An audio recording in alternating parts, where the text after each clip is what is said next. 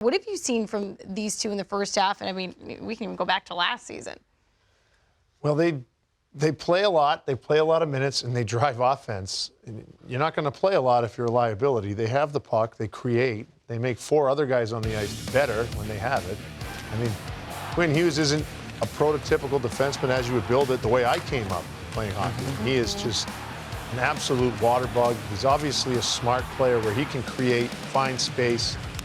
I think he's the engine in Vancouver right now, personally. He's from start to finish this year. He has been at the top of the league in the scoring race for D. I think Makar had a little bit of an injury situation, and he's obviously Cale Makar. But Quinn Hughes is as good a chance as any as he's had so far in his career to win a Norris Trophy. I could talk about him all day. I mean, he's one of my favorite all-time players. I mean, he can pass the puck as good as any player in the game. And from the goal line to the red line, he makes those passes. But he seems to make the right pass all the time.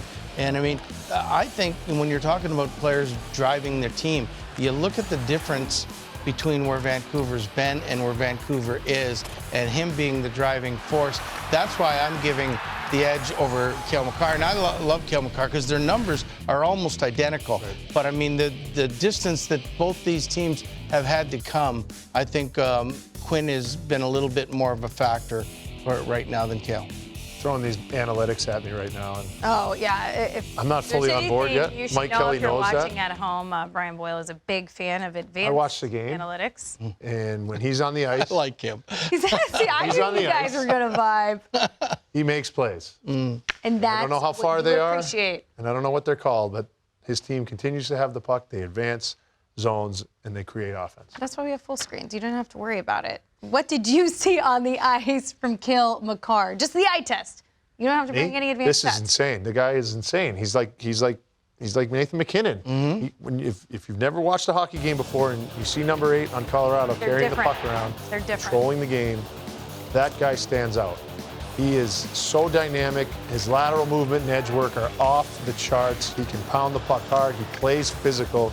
I think it's underrated the edge he has. He came seemingly from Calgary to UMass Amherst, which I don't understand how that happened, how we didn't get him at Boston College. But look what he's done since the day he walked into the league.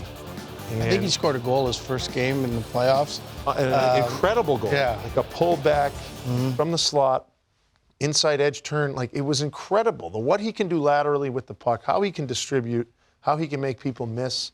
I don't care about his analytics, but I'm sure they're great. It's incredible to watch. And under all that pressure, right? I remember being in Boston when he was in his final year at Amherst, and I was talking to Chris McFarland and Joe Sakic, and they were like, you are going to want to see this kid. Crazy. Like, they knew what they had in Cale Makar. Yeah, and he was drafted out of, Tier 2 junior. Like, how did that happen? Right. Like, you know, but I mean, scouts, right? Yeah, like, I mean, when you've got the number 1 or 2 forward in the league, and you got the number 1 or 2 defenseman in the league, it's a pretty good combination that team is going to be good. And you know what? The one thing I noticed about Cale Makar, and you know, McKinnon is, if we're calling him the driving of the bus, Colorado's the best at the league at having the fourth man in the play, coming up with the play. And he always seems to be the guy. And if you don't stop Nathan McKinnon at the blue line, he curls back and he gives it to Cale Makar, and then another great play is being made. They're so difficult to stop, that team, and he's, you know, one of the 2 main parts of it. I just love that they can score. They can fill the net, too. These guys can score goals, but they distribute so well. And they're doing this without Landeskog for the last year and a half. So, I mean, there's a reason they won the Cup.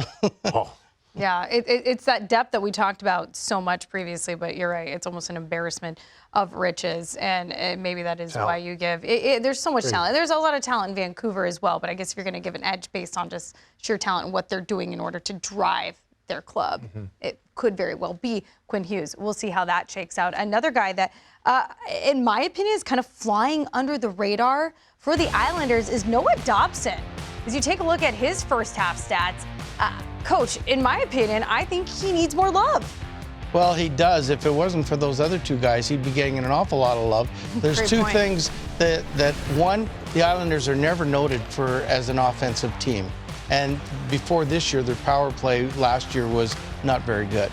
I mean, so he doesn't get that.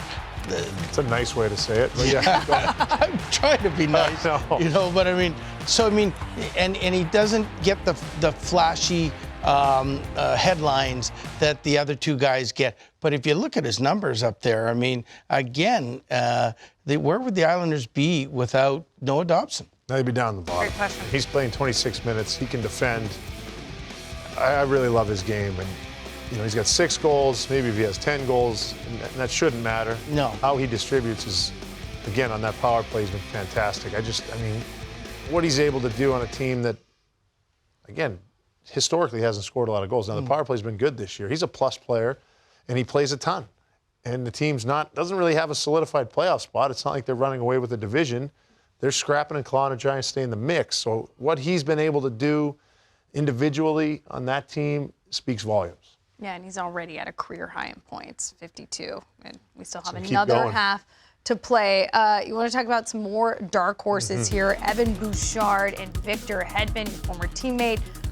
I don't even know where to start, but I'll let you kick things off, Boiler, because I know you're chomping at the bit. I'm going to start with Victor Hedman, and I think that, you know, Sergachev has been out for a while. The depth on D is not the same as it once was. Depth up front is not the same as it once was. And what Victor Hedman is able to do on both ends of the rink, how much ice he can cover, how great of a stick he has, how he can defend, and he's over a point a game. He's scoring goals. It's not just a bunch of assists on the power play. He's banging home one-time bombs. Look at him here, silky. He's a great teammate, and I love playing with him. He's a great friend of mine, but I just think he's overlooked a little bit. I think sometimes Kucherov's overlooked a little bit. Not today, because we're talking about both of them. And I think he needs a little bit more love as well. Don't you think, like, I mean, just watching him play for the last 13 or 14 years, whatever it's been, is that last year would be classified as a down year for Victor Hedman. And, yeah, you could say. You know, I mean, it wasn't Points-wise. Yeah, points-wise, but yeah, I think it was like 6 or 7 years in a row he was in the top 3 for the Norris. You know, so looking at his character, which I don't know him, but it was like he went home this summer and said, "Yeah, they think I'm going downhill. I'm going to show these guys." And he's come out with the year that he's having. And again, he's big part of that number 1 unit on the power play. He's shooting more this year. I mean, and he's playing just as much, or if not more, this year. So I mean, I don't know how a guy can be underrated, but I mean, you know, like, I mean, when you've got Makar and Hughes having the year that they're having, it's almost like he's a forgotten kind of guy. And I think he's going to be a first ballot Hall of Famer. And I think he's healthier this year. They went through a long stretch where it was hard. And then quickly on Evan Bouchard, look what he's doing for the back end in Edmonton. He's got that bomb. You think that was a forgotten man on this power play because they have 97 and 29, but I really think he has been a huge piece for them. And their power play's not crazy like it was last year, but the way he's defending as well, both ends of the rink, that's the Norris Trophy should still matter how you defend. I like his game. It's really maturing. And I think the Edmonton have gone 12 games in a row now with 2 goals or less. Yes. And I mean, that says something to the defending. Like, I mean, you would never in the previous years, maybe the last half of last year, but the previous years when he was up and down, when he was starting, it was always about his defending. No, nobody's talking about his defending now. Right. And they're not even, you know, we all know he's got a great shot in that, but I mean, everything else is on the table about how much ice time he's playing and in every situation too. So he's really taken giant strides in my mind.